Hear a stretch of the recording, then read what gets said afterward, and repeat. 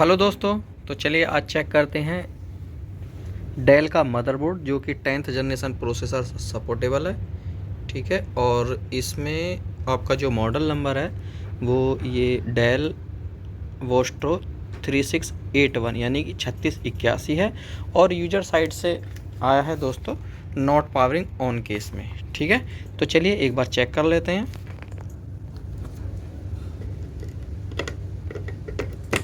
तो आप एस भी देख रहे हैं यहाँ पे, ये 6/4 का इसमें एस लगता है। ठीक है, यहाँ पे आप देखेंगे यहाँ पे CPU के लिए भी दो कनेक्टर दिए हैं, ATX CPU 1 और ATX CPU 2। आप इसमें किसी में भी लगा सकते हैं। ठीक है, तो चलिए सबसे पहले 1 में लगाते हैं। आप ये कंफ्यूज ना हो, ये कहीं भी आप इसको यूज कर सकते हैं। तो चलिए एनालाइज़र भी लगा लेते हैं, इससे हमें पता पड़ेगा कि हमारा स्टैंड बाई वोल्टेज इसमें आ रही है या नहीं।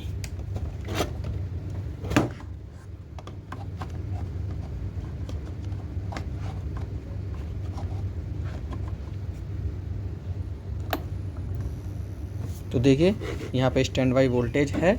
और चलिए एक बार पैनल से इसको ऑन कर लेते हैं। यहाँ पे पैनल भी दिया हुआ है।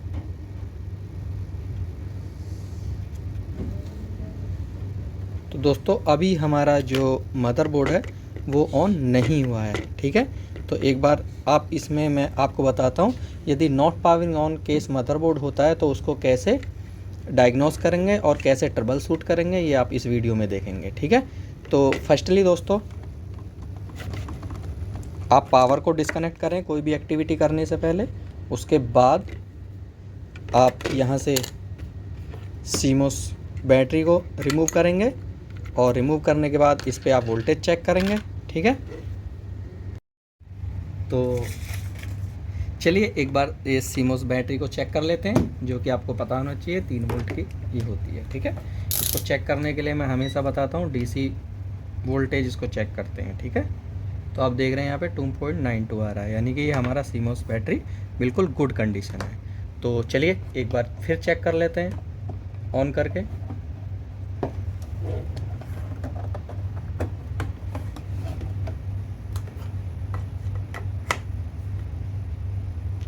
ठीक है, तो यहाँ से ऑन करिए, तो अभी भी ऑन नहीं हो रहा है। ठीक है, तो डोंट वरी दोस्तों, सबसे पहले अब हम आते हैं वोल्टेज पे। सबसे पहले आप यहाँ पे चेक कर लेंगे पैनल पे, तो आपका यहाँ पे ऑन होने के लिए देखिए जो वोल्टेज आपको प्रेजेंट होनी चाहिए वो आपको मिल रही है, यानी कि 3.3 वोल्ट आपको मिल रही है। ठीक है, मगर फिर भी आपका ऑन नहीं हो रहा है। तो चलिए इसके बाद आप यहाँ पे ऐसे टच करके चेक कर लेंगे कि कोई सर्किट आपका IC ओवरहीट तो नहीं हो रही है, क्योंकि 10th जनरेशन बहुत ही सेंसिटिव मदरबोर्ड होता है। कुछ भी यहाँ पे इसका PCH या कोई भी IC 3-5 वाली भी यहाँ पे शॉर्ट हो सकती है। ठीक है, कोई रेजिस्टेंस वगैरह भी यहाँ पे प्रॉब्लम आ सकती है। तो अभी यहाँ पे कुछ ऐसा इशू नहीं मिला है। ठीक है, तो डोंट वेरी, एक बार आप यहाँ पे इसके वोल्टेज चेक कर लेंगे कि कितना किस में कहाँ वोल्टेज आ रहा है। ठीक है, तो जैसा कि आप यहाँ पे इसको चेक करेंगे, ये देखिए 12 वोल्ट है इसमें, तो 12 वोल्ट का यहाँ पे बिल्कुल ठीक है। और इसके बाद देखिए यहाँ पे इस मॉसफेट पे भी चेक कर लेंगे, जो कि हमारा पावर प्रेजेंट करता है, तो यहाँ पे भी ये ठीक है। ठीक है, और यहाँ पे आप चेक कर लेंगे ये वाली वोल्टेज जो CPU को मिलती है, यहाँ पे भी आप इसको चेक कर लेंगे। ठीक है, तो यहाँ पे CPU पे भी कोई वोल्टेज नहीं आ रही है। तो देखिए यहाँ पे यहाँ तक वोल्टेज आ रही है 1 वोल्ट। ठीक है, उसके बाद आपका ये जो हमारा PCH कंट्रोलर होता है, और देखिए यहाँ पे भी आपका 1 वोल्ट दिखा रहा है। ठीक है, और इसके बाद आप यहाँ पे भी चेक कर सकते हैं, यहाँ पे 12 वोल्ट आना चाहिए किसी ना किसी सेक्शन पे। देखिए यहाँ पे 12 वोल्ट आ रहा है। ठीक है, यानी कि हमारा जो कोर वोल्ट है ये भी हमारा प्रेजेंट है। ठीक है, तो यहाँ पे कोई ऐसा प्रॉब्लम नहीं है। ठीक है, तो हो सकता है हमारा कोई मॉइस्चर वगैरह आ रहा हो, तो इसको एक काम करते हैं दोस्तों, सबसे फर्स्टली रैम को निकालते हैं और इसको आईपी से क्लीन कर लेते हैं। ठीक है, जैसे कि हमारा ये यहाँ पे आयो है, ठीक है, और यहाँ पे ये वीआरएम सेक्शन है, इसको थोड़ा क्लीन कर लेते हैं। और हमारा यहाँ पे भी ये वोल्टेज सेक्शन है ऑन होने के लिए। ठीक, तो एक बार इसको हल्के से ब्रश वगैरह से, क्योंकि दोस्तों ये मॉइस्चर वगैरह कुछ भी हो सकता है कहीं पे भी, तो उसकी भी प्रॉब्लम हो सकती है, क्योंकि जो मॉइस्चर होता है वो वोल्टेज को फ्लो नहीं होने देता है, स्टॉप करके रखता है, ड्रॉप कर देता है। ठीक है, तो अभी मैं आपको बिल्कुल एकदम ट्रबल शूट बताता हूँ कि क्या क्या इसमें कर सकते हैं आप, क्या क्या नहीं कर सकते हैं। ठीक है, तो आप वीडियो को पूरा देखें, स्किप ना करें, क्योंकि कहीं भी कुछ भी फॉल्ट मिल सकता है,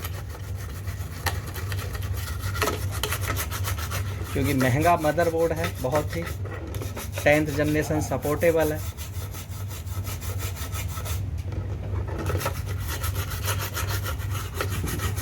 क्योंकि दोस्तों आप भी समझते हो टेक्निकल कहीं कुछ भी इसमें पॉइंट हो सकता है, एक पॉइंट डॉट भी मॉइस्चर पूरे मदरबोर्ड को डेड कर सकता है। बट आप सही डिसीजन लेंगे और सही एक्टिविटी करेंगे और सही डायग्नोस करेंगे तो आपका मदरबोर्ड रिपेयर भी हो सकता है। ठीक है, चलिए एक बार कॉटन से एक बार क्लीन कर लेंगे थोड़ा बहुत जो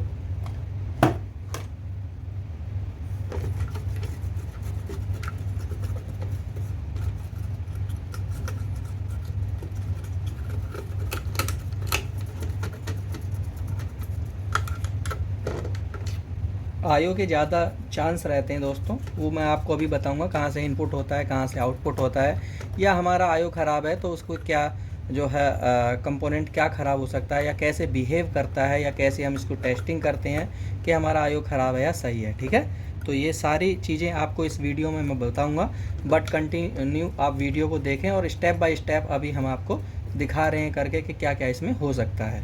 ठीक है,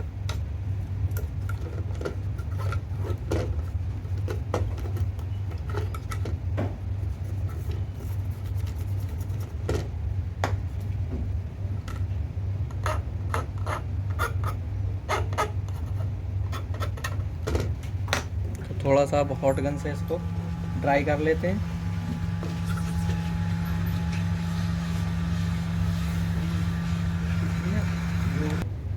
हाँ तो दोस्तों चलिए एक्टिविटी कर लेते हैं, मैं भूल गया, बीच में डिस्टर्ब हो गया था। हाँ चलिए ठीक है, समझ गया, हम इसको ड्राई कर रहे थे। काम कुछ यहाँ पे ज़्यादा है, लोगों का थोड़ा हेल्प भी करना चाहिए, तो इस वजह से हम अपना टास्क ही भूल गए करना क्या है। तो इसको ड्राई कर लेंगे।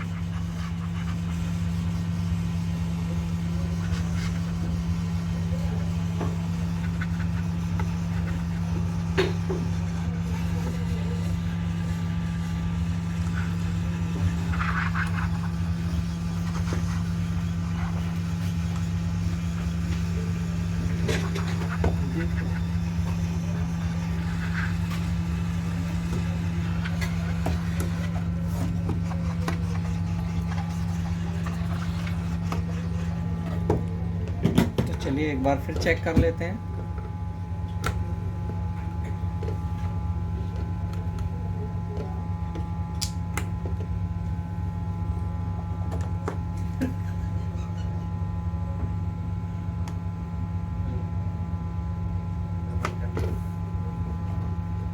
ठीक है,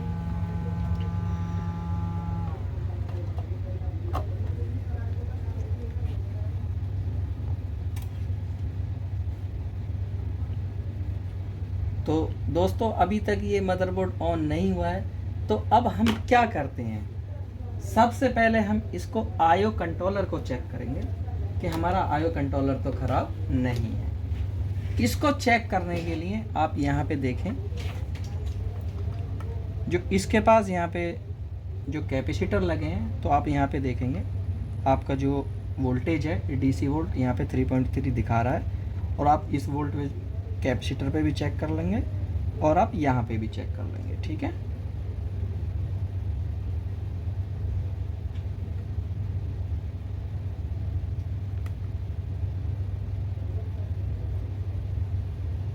तो देखिए यहाँ पे वोल्टेज भी आ रहा है, तो हमारा ये आईओ कंट्रोलर बिल्कुल सही है। ठीक है, तो अब बारी आती है, ये हमारी जो रेस्पॉन्सिबल आईसी होती हैं इनकी आती है, या कहीं ना कहीं इसमें इंटरनल कोई प्रॉब्लम हो चुकी है, उसकी वजह से ये हमारा मदरबोर्ड ऑन नहीं हो रहा है। और सबसे पहले एक बार हम आपको एक डायग्नोस्टिक एक और सिखाते हैं दोस्तों। सबसे पहले हम यहाँ पे वीआरएम भी चेक कर लेते हैं, कभी कभी वीआरएम से भी प्रॉब्लम होती है। तो वीआरएम चेक करने के लिए आप सबसे पहले सीपीयू को ओपन करेंगे, रिमूव करेंगे, उसके बाद यहाँ पे मल्टीमीटर को डीप रेंज पर रखेंगे और क्रॉस चेक करेंगे। ठीक है, इससे आपका पता चल जाएगा कि आपका यहाँ पे शॉर्टिंग है या नहीं है। तो देखिए आप यहाँ पे हमारा ये शॉर्ट बता रहा है।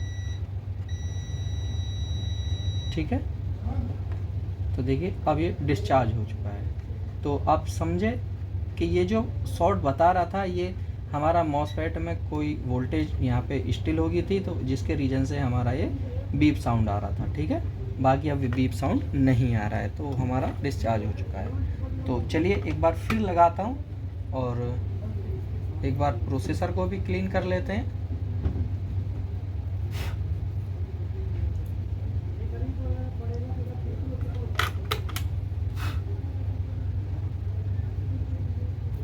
तो इसका कट नीचे की तरफ रहता है दोस्तों।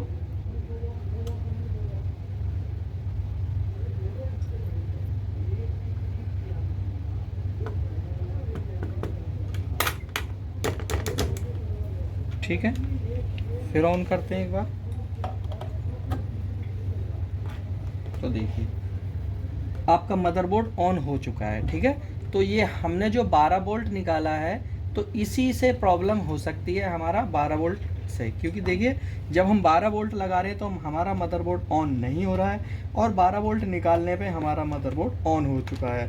तो दोस्तों हो सकता है कि हमारा जो प्रोसेसर है ये हमारा फॉल्टी हो। अब इसके लिए 10th जनरेशन का दूसरा प्रोसेसर होना चाहिए, तभी हम फाइनल ही डिसीजन ले पाएंगे कि हमारा ख़राब क्या है। तो चलिए दोस्तों थोड़ा ब्रेक लेते हैं और मैं ढूंढ के लाता हूँ 10th जनरेशन का दूसरा प्रोसेसर। तो सबसे पहले दोस्तों विदाउट प्रोसेसर के एक बार चेक कर लेते हैं, क्योंकि थोड़ा बहुत कॉस्टली प्रोसेसर है, तो पहले ख़राब ना करें, पहले एक बार चेक कर लेते हैं। ठीक है, तो देखिए यहाँ पे विदाउट प्रोसेसर के हमारा मदरबोर्ड ऑन हो चुका है, तो डैट मीन्स हमारा प्रोसेसर ही ख़राब है। तो चलिए अभी हम अपने सीनियर सर से प्रोसेसर लाए हैं, तो उसको चेक कर लेते हैं कि इसमें क्या प्रॉब्लम है। ठीक है, तो दोस्तों हम एक अभी दूसरा प्रोसेसर लेकर आए हैं। ठीक है, तो चलिए एक बार चेक कर लेते हैं, इससे हमारा फाइनल हो जाएगा कि हमारा प्रोसेसर ख़राब है या नहीं है। नहीं होगा तो दोस्तों फिर मदरबोर्ड पे थोड़ा काम करते हैं, और आप बने रहें वीडियो से, पूरी जानकारी आपको सही दिशा में मिलेगी और आप देखते रहें। तो देखिए दोस्तों ये तो अभी हमने केवल इसमें चेक किया वोल्टेज और शॉर्टिंग वगैरह, तो ये आपका चलने लगा। तो दोस्तों फिर तो फाइनली ये हुआ कि हमारा प्रोसेसर ही ख़राब है। तो चलिए अब एक बार रैम लगा लेते हैं और डिस्प्ले चेक कर लेते हैं।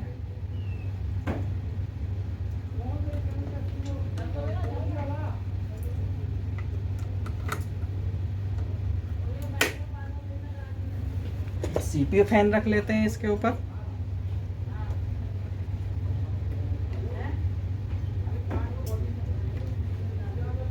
फैन का कनेक्टर भी थोड़ा टेढ़ा मेढ़ा हो रहा है, इसको सही कर लेते हैं।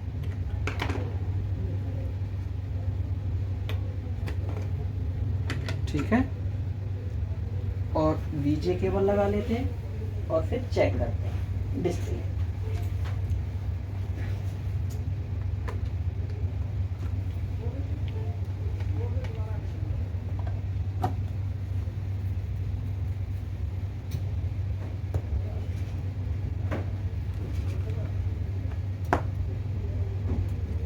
तो अभी कहीं दोस्तों हमने अभी इसमें देखिए दूसरा प्रोसेसर लगाया, और प्रोसेसर लगाने के बाद यहाँ पे एक बार देख लेते हैं बिजली केबल लगा के, और देखिए ये बंद हो चुका है। बंद होने के बाद देखिए अभी ये रिस्टार्ट हुआ है, और रिस्टार्ट होने के बाद चलिए चेक कर लेते हैं, फ़ैन भी लगा लेते हैं जिससे हमारा प्रोसेसर ओवरहीट ना हो। ठीक है, तो देख रहे हैं यहाँ पे आपका डिस्प्ले भी आ चुका है। और इसी के साथ साथ मैं आपको एक चीज़ और बताता हूँ दोस्तों, यहाँ पे क्या है, ये जो इस कंडीशन में ना आप एक बार जैसे मैंने डायग्नोस इसमें आपको दिखाया था करके कि हमारा जो 12 वोल्ट है इसको निकाल के हमारा जो मदरबोर्ड है वो ऑन हो रहा है, तो उस कंडीशन में आप ज़रूर देखें कि यहाँ पे जो इस सेक्शन को VRM सेक्शन बोलते हैं, इसको जो IC लगी रहती है, मॉसफेट लगे रहते हैं, ये आप मैं दिखाता हूँ आपको। यहाँ पे देखें कि छोटे छोटे जो IC लगी हैं रेस्पॉन्सिबल, ठीक है, इनको आप अच्छे से IP से क्लीन करके ड्राई कर लें, क्योंकि ये प्रॉब्लम इसी में इन्हीं के फॉल्ट से होती है। ठीक है, यहाँ पे मॉइस्चर आ जाता है जिसके रीज़न से आपका मदरबोर्ड ऑन नहीं होता है। तो सबसे पहले आप यदि not power on case motherboard आपके पास है तो आप वोल्टेज चेक कर लें, पैनल पे वोल्टेज चेक कर लें, आपका सीमोस है इसको चेक कर लें। ठीक है, इसके बाद भी आपका ऑन नहीं होता तो ये वाला सेक्शन चेक कर सकते हैं, और उसके बाद भी आपका ऑन नहीं होता है तो आप यहाँ पे जो PCH कंट्रोलर होता है, ये जो यहाँ पे कैपेसिटर लगे रहते हैं, इनको चेक कर सकते हैं। ये शॉर्ट नहीं होना चाहिए। इनको चेक करने के लिए मल्टीमीटर को कंटिन्यूटी पे रखना होता है बीप रेंज पे, और यहाँ पे आप एक से एक 1 और 2 दोनों तरफ की जो लैग है उनको चेक कर सकते हैं। यदि आपका शॉर्ट बीप आ रहा है तो आपका ये ख़राब है, और बीप नहीं आ रहा है तो आपका PCH गुड है। तो उम्मीद करता हूँ वीडियो को ज़्यादा से ज़्यादा शेयर करेंगे, चैनल को सब्सक्राइब करेंगे। मिलते रहेंगे दोस्तों इसी फॉल्ट के साथ।